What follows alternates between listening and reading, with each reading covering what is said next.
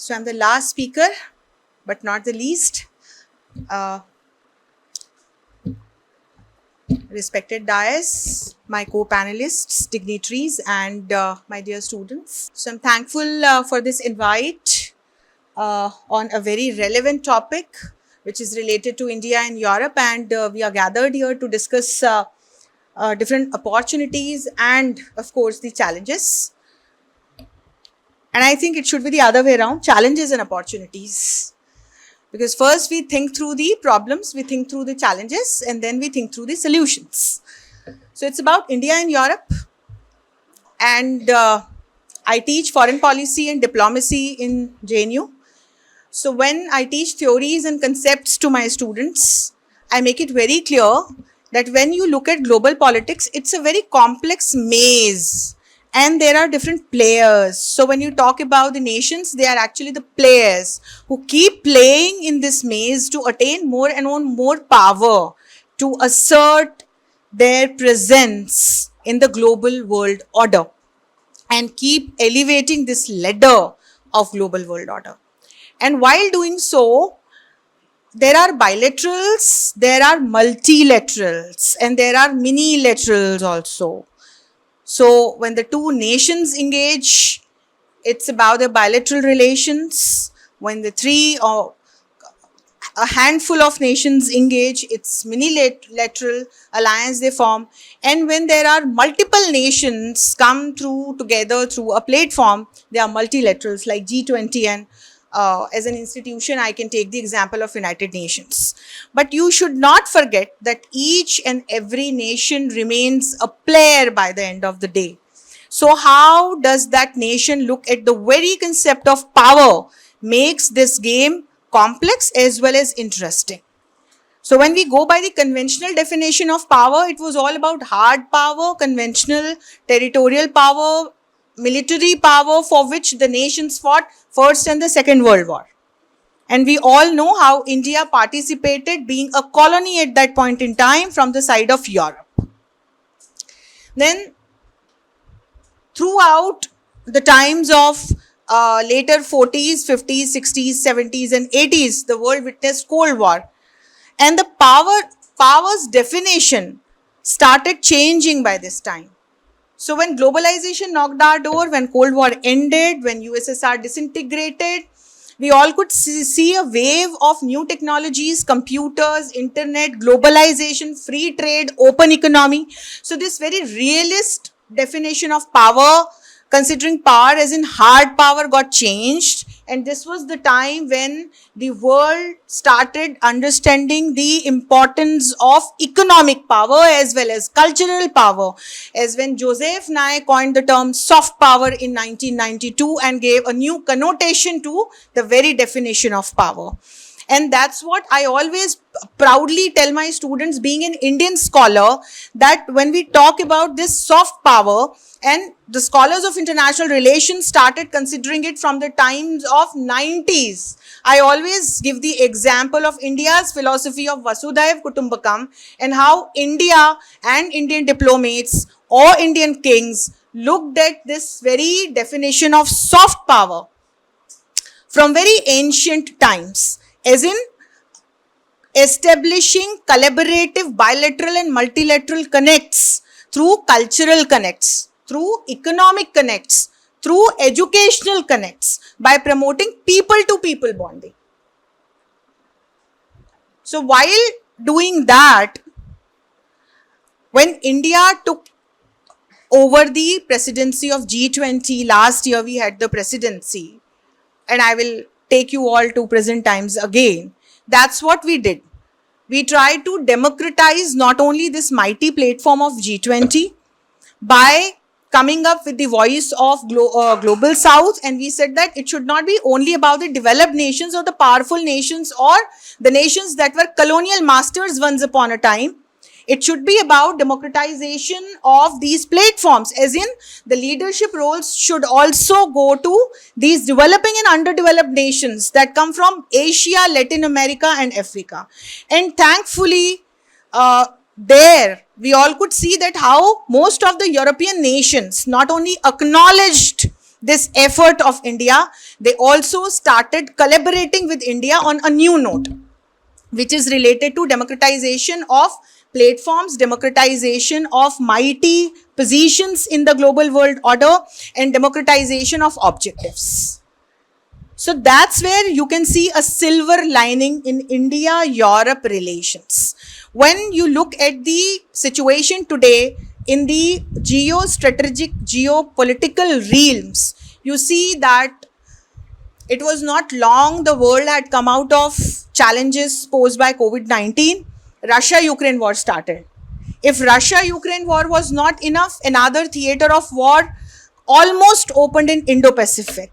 We all know how China is maneuvering in India, in Indo-Pacific region, and how it brings a big concern not only for India, but for most of the European countries, because their trade and their economy depend on this particular region. The same thing is happening in Indian Ocean region. You all must have heard about the recent news of Muizzu becoming the president of Maldives again, and why it's a matter of concern for most of the nations who want peaceful, neutral and stable Indian Ocean region. So there also India and Europe have similar concerns. Then when you look around, if Russia-Ukraine was not enough, if Chinese maneuverings were not enough, then you see that Israel-Hamas conflict started.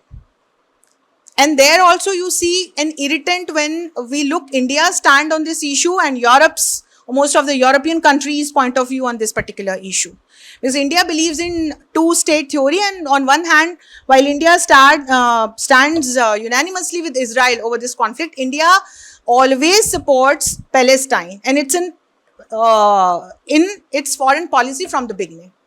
On the other hand, when you look at the European nation, there comes another issue, that is NATOification of Europe, because of which you see a different kind of voice from Europe when it is about Israel-Hamas conflict. And then there is another issue which is kind of an irritant, I would say, and I would categorize it as a challenge, and that is NATOification of Europe. When you look at the foreign policy of India, India never becomes a part of any military alliance. And that's why when US is trying to woo India to become a part of AUKUS, India is not becoming a part of AUKUS. On the other hand, the same thing goes in case of NATO.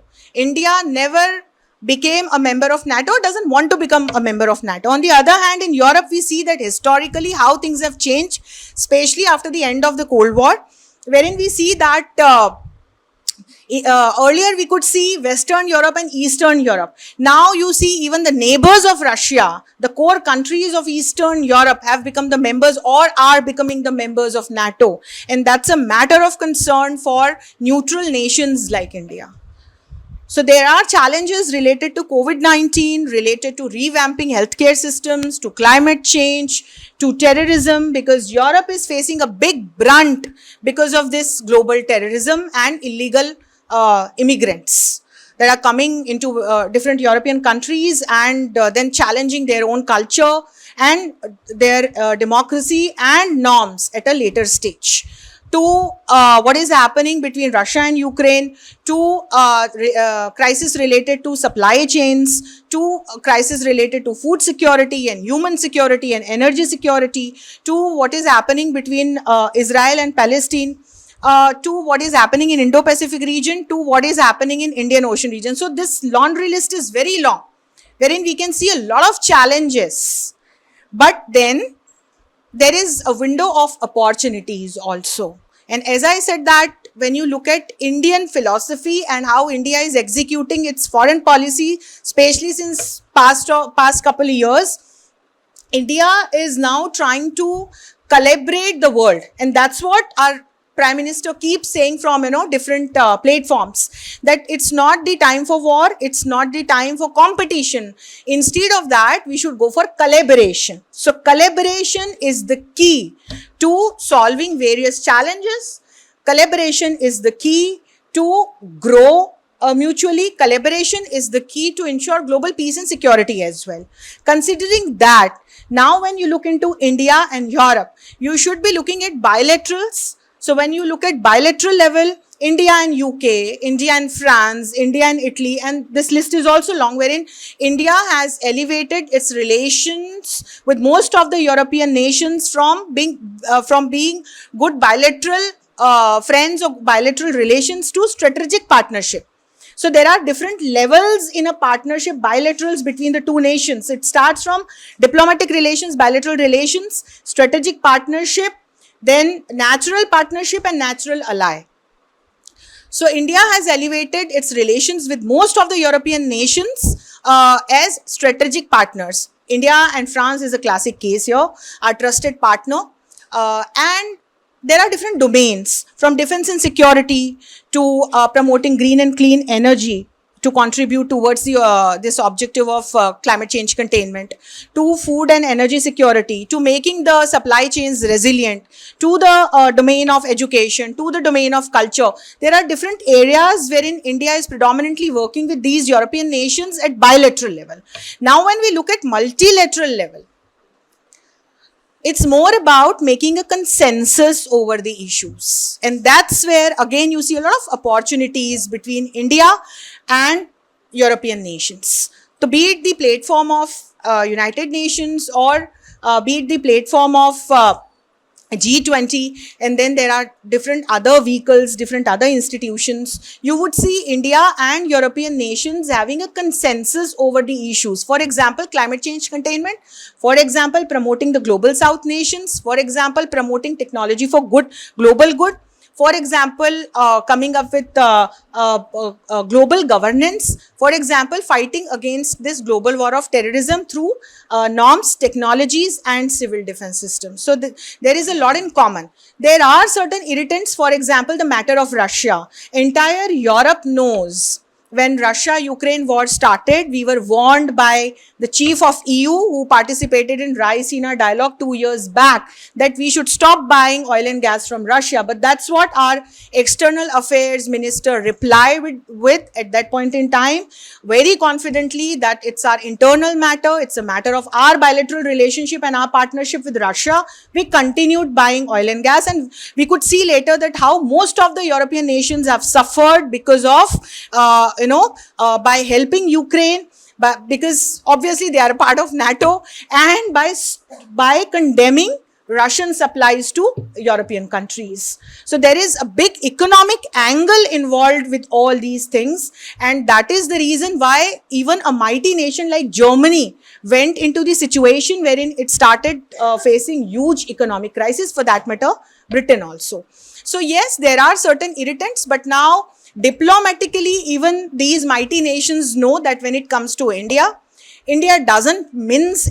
its words. It considers entire globe as a family, but on the other hand, when it comes to its strategic interests, it is very clear about it. Be it about Indo-Pacific, be it about its friendship with Russia, or for that matter, be it about the matter of Israel and Hamas. But on other objectives that are the prioritized global objectives set by United Nations, as in SDGs, Sustainable Development Goals, or other objectives, India and Europe, they stand together. And that's where I see this, big window of opportunities with which both are excelling. And we would be able to see some new, announcements, new agreements, joint ventures to promote this global good and global growth. So on that note, I would take a pause and would welcome questions if anybody has. Thank you.